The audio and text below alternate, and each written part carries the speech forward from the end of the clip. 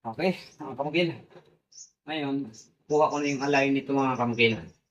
So, susunod ko naman gagawin dito, isusundin yung gusto ni kliyente na magsagay ng pampatibay dito. Na, ito. Pag-diskartihan na natin ito.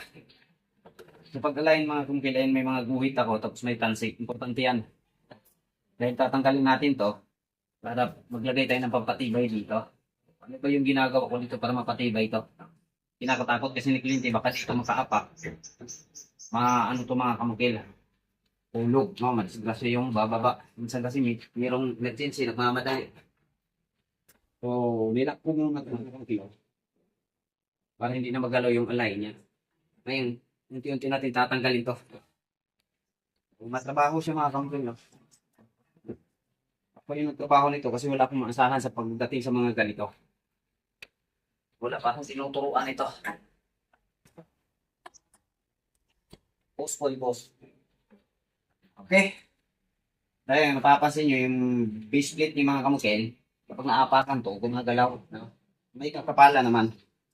Ang gagawin natin dito, lalagyan natin ng pampatibay. Itong dalawa nalagyan na ito mga kamukil.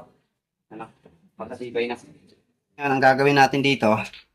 Kukunin natin yung kalahati nitong kapal nitong kahoy na to. Yan siya. Tapos ngayon, dito din sa kabila. Okay. May katagalan na ito mga kamukil. Pero, dito kasi yung gusto ni kliyente.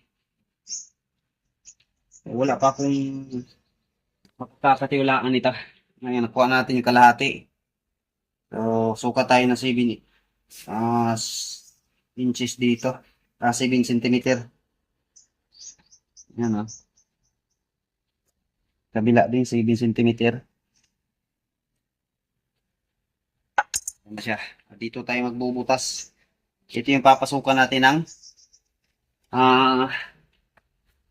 dipon bar. Gamit ko dito. Good mga kamukil, napakatibay.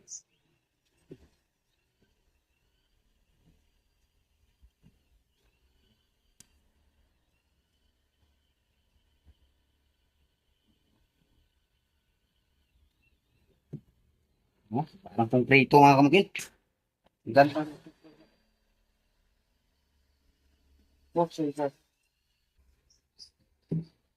Butas na. Ngayon, dito natin papasat ng 10 mm. Kung tibay lang mga kamukil, wala nang dadaig dito. Yan. Mismo yung trabaho nito kasi wala akong maasahan dito. No? Na talagang titira nito. So, meron naman. Kung tuturuan natin.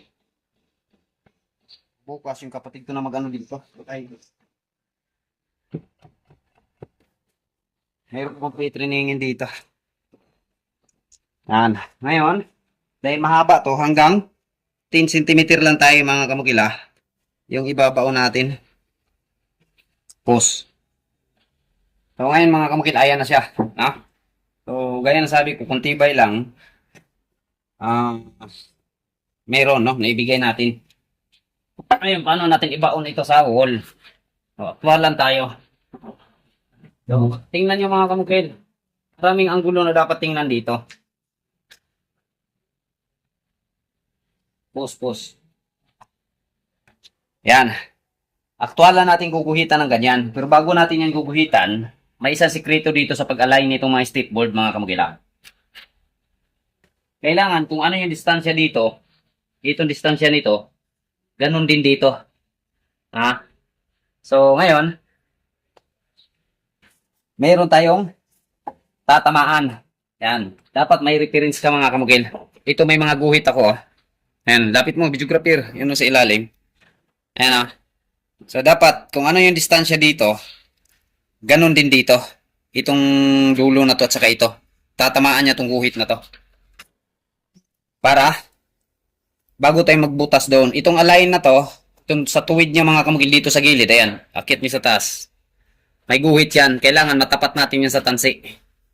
Bago natin butasan yung pinaka-wall natin, kailangan makuha muna natin to. Para pag tingnan ng tao to, pantay lahat. Yan, baka kasi mamaya, bira lang kayo ng bira, hindi nyo na namalayan, dito pala, 20 cm na lang kasi ito, nakapalabas dito ng sakto. Kaya kailangan, utak talaga mga kamagil yung gagamitin bago magtrabaho. Pinaka-importante yan. Yan. Hulog, gamitan natin ng hulog.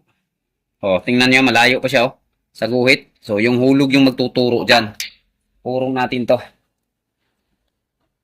Kasi pag hindi natin to ginagawa mga kamugil, ito yung sinasabi na hindi to madala ng madalian. Ayan, tapos, yung presyuhan sa libur mga kamugil, nagtatrabaho kayo, huwag nyo nang anuhin pa yung nagtatrabaho kasi hindi biro yung magtrabaho. Oh, hindi po araw yung binabayaran nyo dito. Yan. Sumobra. Kailangan, pagka ganito, maano ka talaga. Busisi ka kasi last defense na ito mga kamukil eh. So take note, sa sikreto ng pagpagaw ng bahay, dapat iisang kamay lang. No? Yung tatapos, mula umpisa hanggang matapos. Pero kapag salit-salita ng mga kamukil, yung babanat sa bahay mo, wala na. Maggalit sino po yan. Okay, nakuha na natin yung align nito niya mga kamukil, tsaka ito. Ngayon, tuwalin natin ito, kuhitan natin dito. Ayan o. Ito naman yung bubutasan natin. Ayan. Babao natin to. Kailangan medyo mahigpit pa siya mga kamukil. Yan. Okay, post point. So, ito na yung tatamaan natin mga kamukil. Yan. Sintruhan natin yan.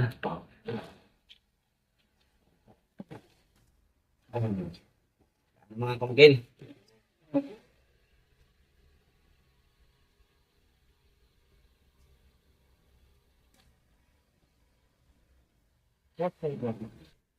Ayan na. Nabutasan na natin ngayon. Tutok na natin yan. So, gamit itong maso, mga kamukil ha. Babaon natin yan. Tingnan nyo mga kamukil ha.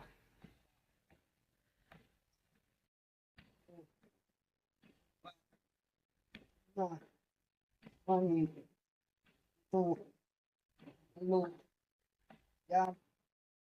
Ba? Tigas. Pus. O ngayon, ano ba yung palatandaan natin dyan na sakto na, no? Na ibaw na natin. Kailangan idikit natin dito sa wall, no? Di tayo kukuha ng reference sa wall dahil alam natin yung wall, kahit gaano kagaling ng tagpapalitada, hindi mapiperfect yan, may kunting sablayan. Kailangan natin yung alignment. Meron tayong guide dito. Itong guhit na to, kailangan matapat natin dito sa tansi dahil ito yung align natin. Okay? Ipus. O ngayon, tumapat na siya sa tansi. Ngayon, hindi pa yan sure mga kamukil. I-check natin to. Kung tumama ba siya. Ayan, malayo mga kamukil. Purong natin to.